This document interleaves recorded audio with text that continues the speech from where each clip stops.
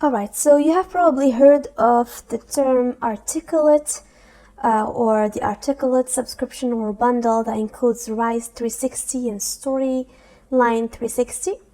So if you're into this field, getting into instructional design, you've probably heard of this company and its tools, and you're probably thinking that you need to master these tools before you can apply for jobs or claim yourself as an instructional designer. But let me tell you that these tools are not everything. They are good for you to showcase in your portfolio. It's good that you practice building content on them because they help you bring to life your learning experiences and helps you build some interactivity. But they're not everything, and that's why in this course I'm not focusing on them, because you learn them by doing, by taking a topic and actually applying it to a real life scenario and using those tools. So what I'm going to show you is just to show you an example of how do you get to work with the Rise 360 here. Then I'll also walk you through a tutorial for Storyline, but you'll have to definitely work on this by yourself by actually taking a topic.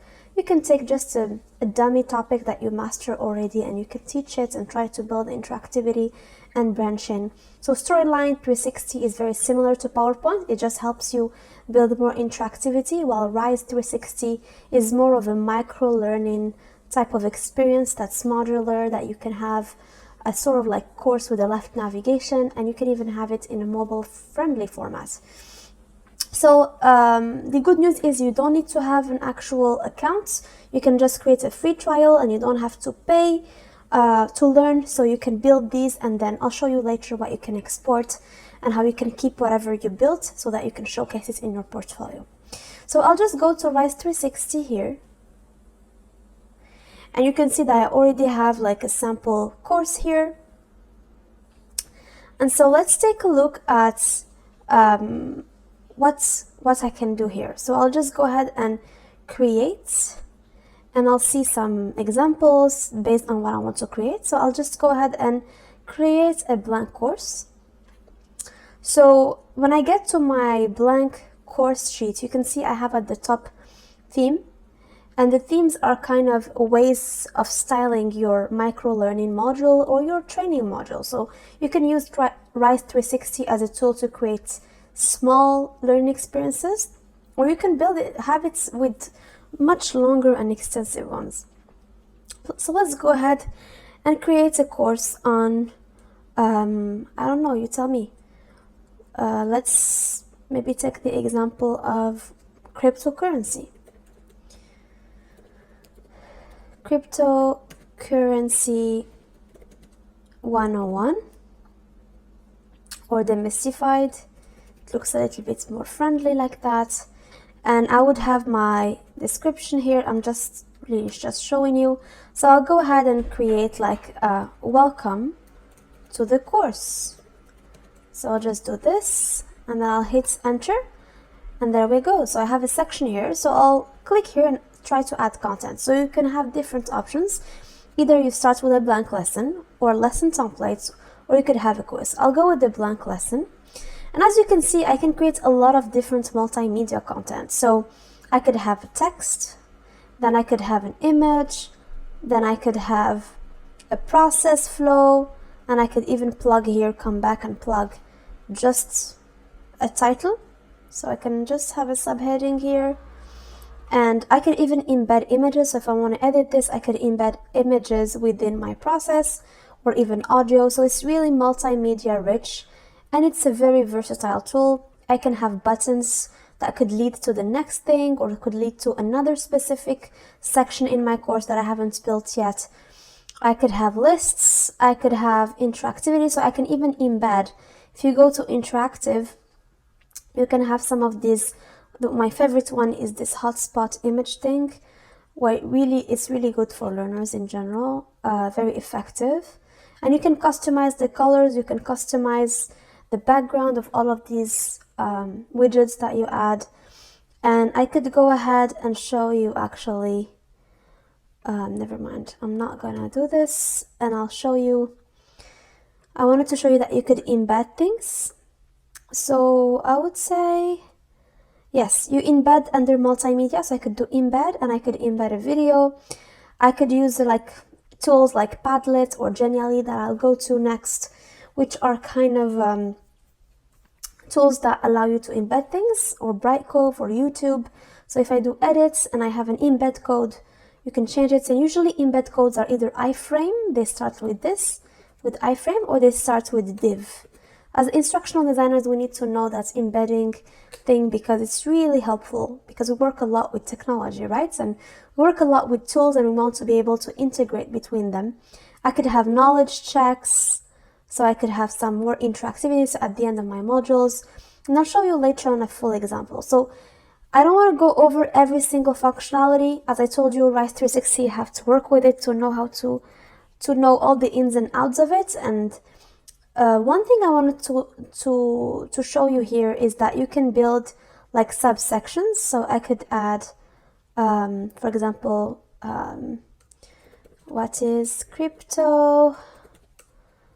And I could do this, and then I remember, yeah, I could do a section. So if I do Shift and Enter, I would say intro. That would be my section. I'll do Shift, Enter. Then I have intro. See, and then intro includes this and this. Then I could literally do the same and do diving into crypto. Then Shift Return. That means I have section number 2. And I can add more content. So I just wanted to show you this structure. It has a lot of limitations too, and that's fine. Then if you go under settings, this is the best part, especially if you're working with corporations. You want to be able to embed more important stuff, like how do you want some buttons to be, like continue, you want to call it next. You can change it here. And I think you can even customize the ins and outs of it. I think that's outside of it, but I'll show you this later.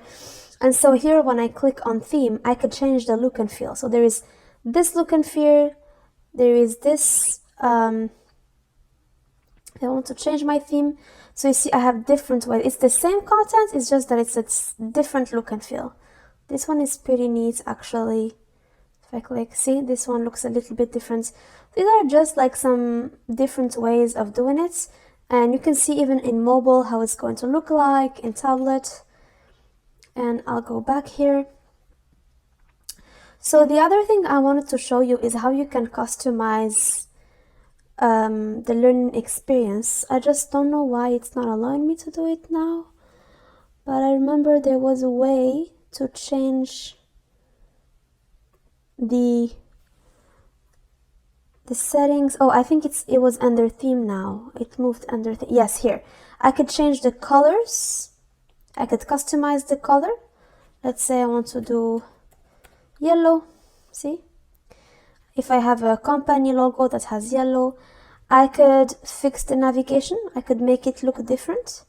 See? Like this, or like this, or like this. And I could even have a cover page that looks differently. Example, this is cool. And I think there is also a way to change fonts based on the company that I'm with, or I could add my font. I think I can even manage custom fonts and add a new font if I have it. And I think you can even add the logo, which I don't find here because they changed it. But usually I should be able to add my logo out there. So that's kind of what I wanted to show you for Rise. Now I want to actually show you a real life experience that I have built. So as you can see, this is the module. I have embedded it, and I'll show you later also how to export things. So I'll just click on get started, and then you can see I have built it with a video that I've embedded here. I have some examples. I also have practice evaluating, so a practice lesson. What are heuristics? More examples, and another practice. Then I have a checklist, and then you can download some of the templates. This was about heuristics evaluations, and then we want your feedback. Then I even embedded a survey here, which is pretty cool. So how do we embed things? So once you're done, let's say I'm done with my cryptocurrency demystified microlearning. So this was a microlearning experience that I just showed you. You go here and you do export. And so you have different types of exports. You can export as PDF. You can export as a web thing. I think this web is like a zip file that you get. Or you could export for learning management system. And that's what you usually do is you take this, you precise which API is your learning management system using. Usually that's something that your company tells you or your admin tells you of the LMS. Usually SCORM is the most common, so you pick SCORM, then you make sure what you want to track or not, so that in the SCORM, when you put it in the learning management system, it knows that it needs to track. Then you see how you want to report things, and then that's it. When you hit export, you will get export, and then you'll get a zip file. That zip file, you'll just upload it to your learning management system, and it should work seamlessly. And you'll see how you saw how it looked like on my side.